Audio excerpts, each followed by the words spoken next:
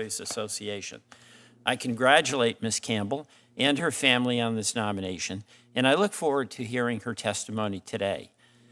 Colleagues, Senator Blackburn has asked to make remarks on the nomination, and I now recognize Senator Blackburn for 3 minutes. Thank you, Mr. Chairman. You know, I am really saddened and really quite astounded that once again I am here today having to oppose a circuit nominee from my home state because this administration has completely shut Senator Hagerty and I out of this process.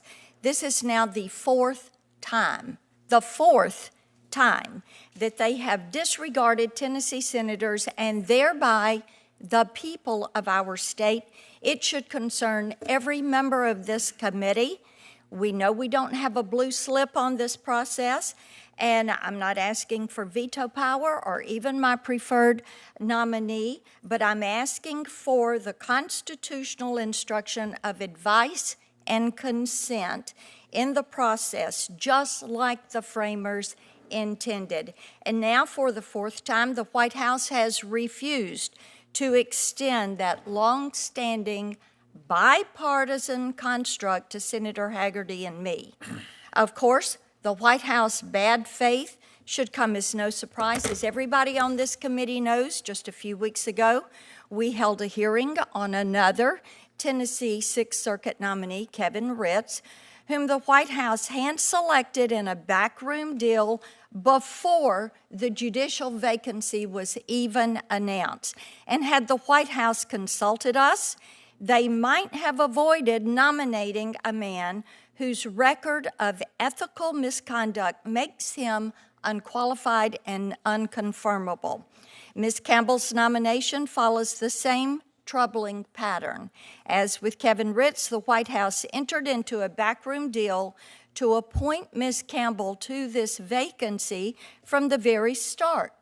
Judge Straunch agreed to step down in exchange for the White House appointing her former law clerk, an attorney at her husband's law firm. The die was cast before the judicial vacancy was even announced, but had the White House consulted us on her candidacy, they might have avoided nominating someone whose radical political affiliations render her, in the opinion of many in Tennessee and many members of the Tennessee bar, completely unqualified for the role of a federal judge. And I'm sure we're going to talk more about that today.